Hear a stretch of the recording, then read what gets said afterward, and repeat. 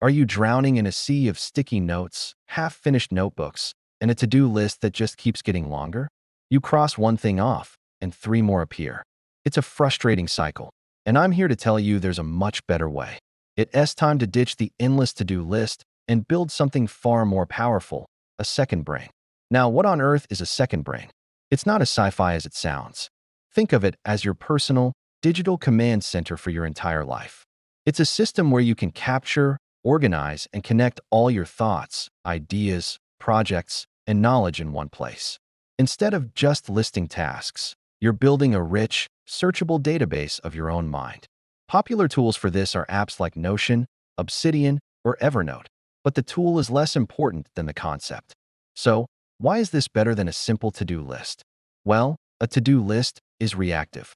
It tells you what you need to do right now, but it doesn't give you the bigger picture. It doesn't connect your daily tasks to your long-term goals.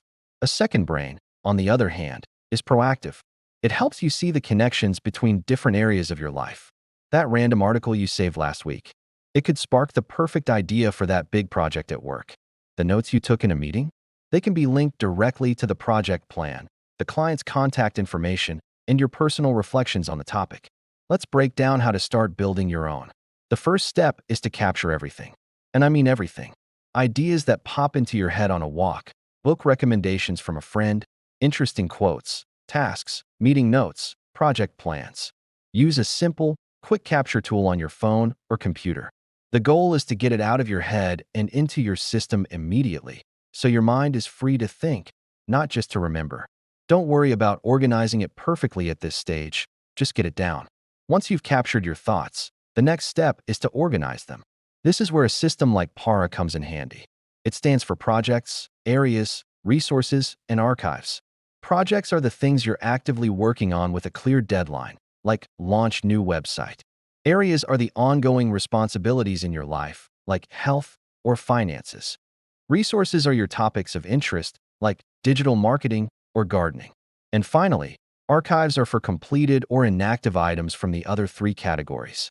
This simple structure helps you file information in a way that's based on actionability, making it super easy to find what you need when you need it. Now for the magic part, connecting your ideas. This is what truly separates a second brain from a messy digital filing cabinet. In tools like Notion or Obsidian, you can create links between your notes.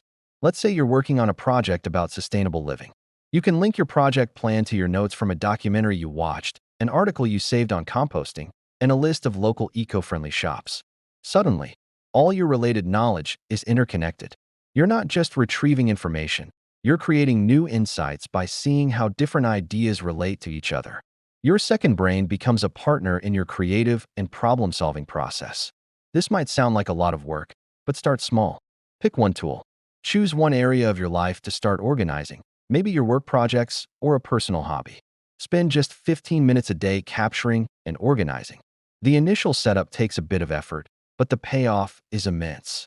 You'll feel less overwhelmed, more creative, and more in control of your life. You're not just managing tasks anymore. You're cultivating your knowledge and building a system that will serve you for years to come. So, are you ready to upgrade your brain? Give it a try. Let me know in the comments which tool you're thinking of using or if you have any questions. Thanks for watching, and don't forget to like and subscribe for more tips on living a more productive and intentional life. See you in the next one.